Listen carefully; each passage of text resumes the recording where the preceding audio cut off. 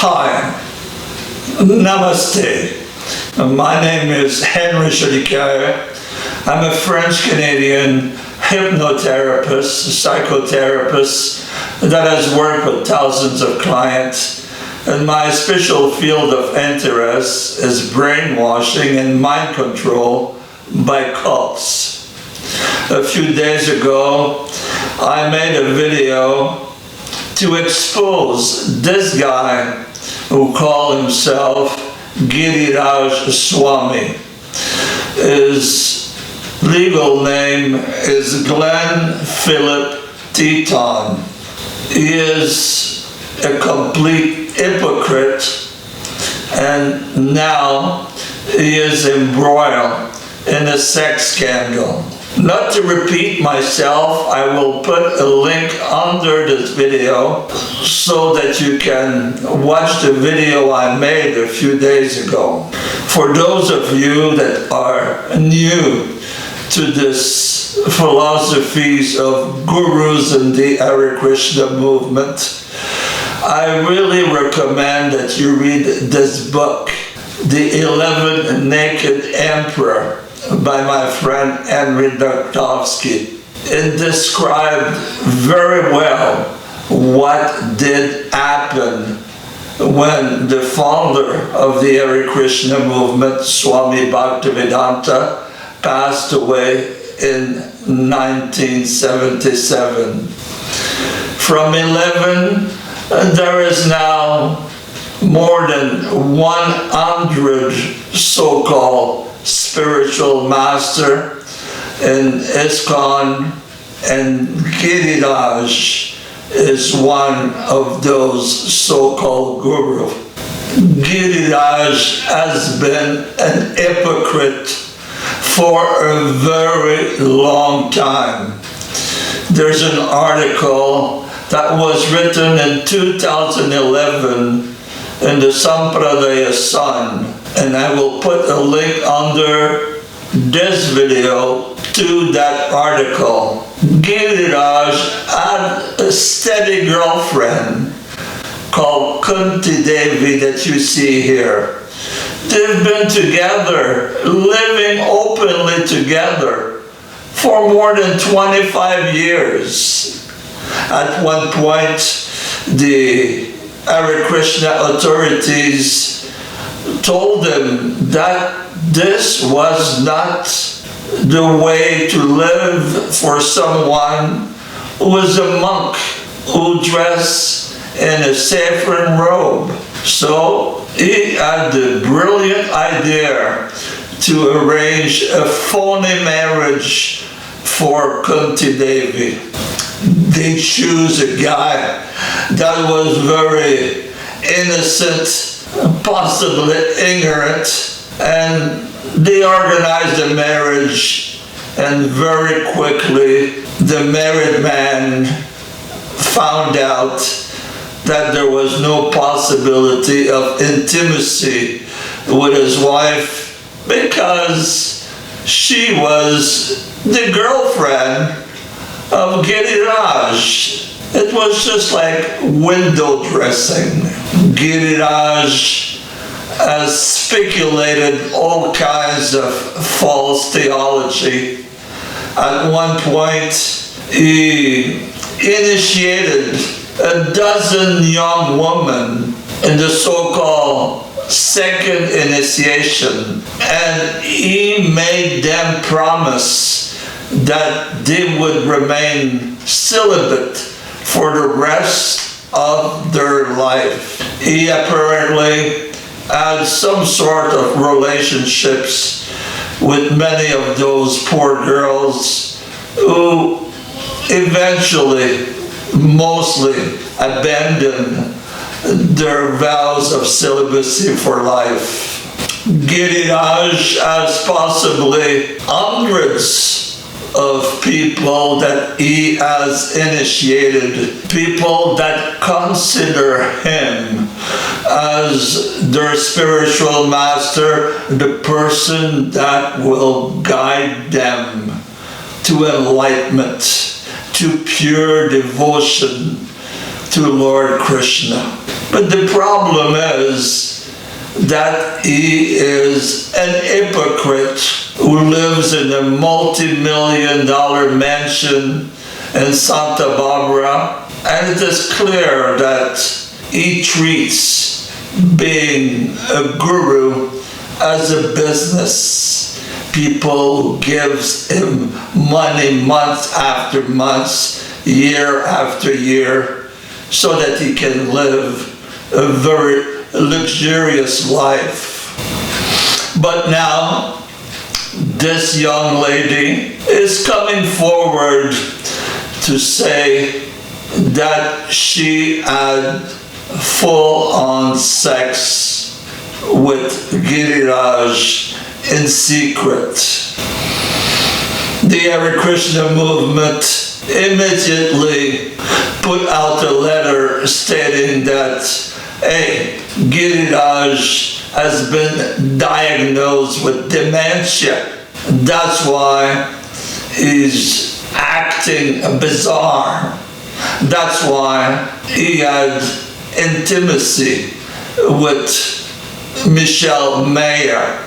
And not only sex, but sex in a very gross way. And because of the Hare Krishna movement, the deities, the statues in the temple, are considered sacred. They're considered to be the same as God himself. And Michelle Mayer here described that she had sex with Giriraj in the temple room. We had in-person intimacy too. So, in my memory, the oddest one of all was the one I just mentioned. How when it was the last day, it was during the day, it was unexpected. I mean, I was just going there to see him because I missed him and chant with him, thinking I'm not even going to get to hug him.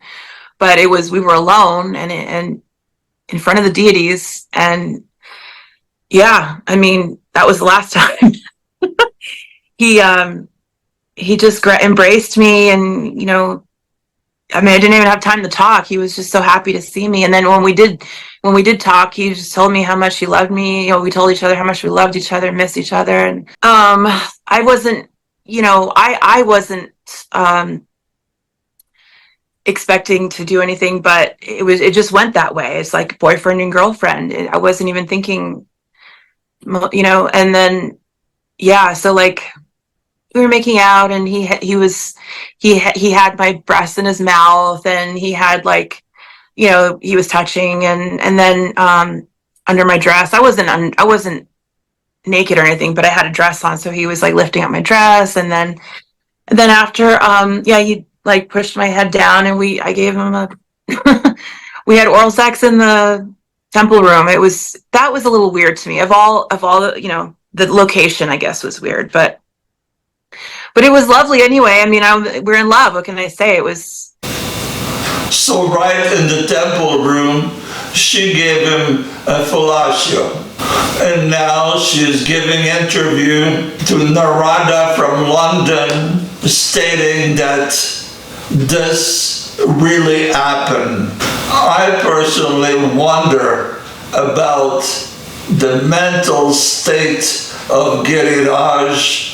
Is it true that he has dementia? Why does he not make a video with whatever brain is left to explain his action, to say it is true or to say it is not true?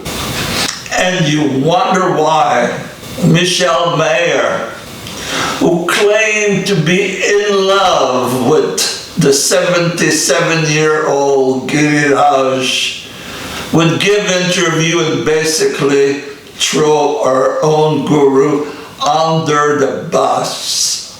Is she herself mentally ill?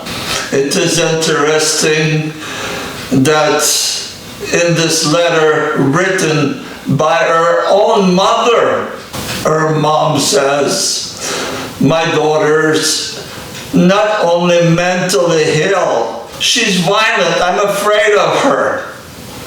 Here's what the letters say. To the Honorable San Diego Judge, my daughter Michelle Mayer is a compulsive liar and mentally ill. She becomes violent when angered.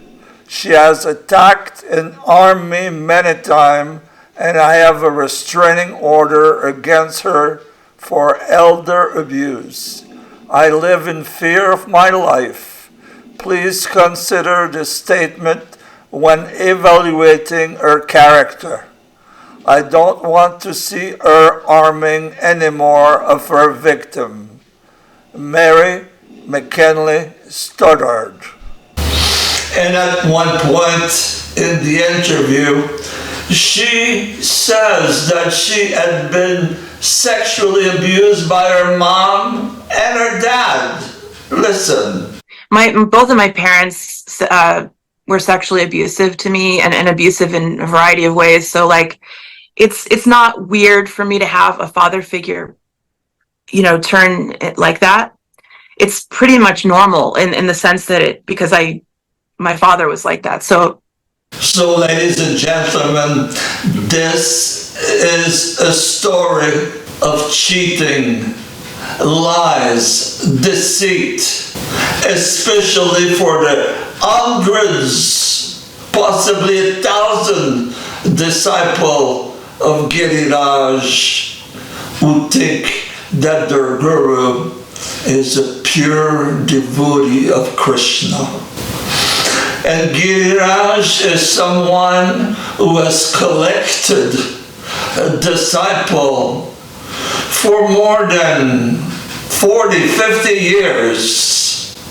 When, for example, this guy, Jayatirtha, Jain Amal, left the Hare Krishna movement because he was taking LSD and was having affair left and right. His disciple, maybe 1,000, were reinitiated by this guy, Bhagavan. And when Bhagavan left the Hare Krishna movement, stealing tens of thousands of dollars, and he left with his lover, he was also a monk.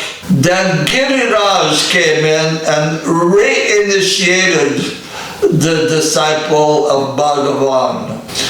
So you can imagine those poor disciples. Some have been reinitiated 2 times, 3 times, and each time they have to give promises to serve, to love their guru, and naturally to give him money, month after month, year after year. So Giriraj has turned the guru into a business.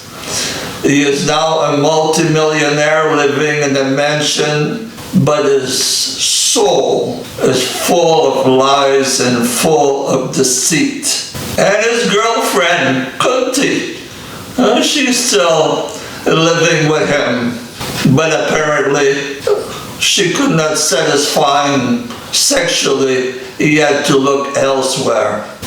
So the moral of this story is that if you are a disciple of Giriraj, run away. If you are a disciple of the 100 so-called gurus of Iskcon, including the big and famous one like Radhanath, who is rumored to have affairs on the side, investigate who you are worshipping, who you are following, who you have put your trust into, because you might be a victim of brainwashing. Thank you very much. Namaste.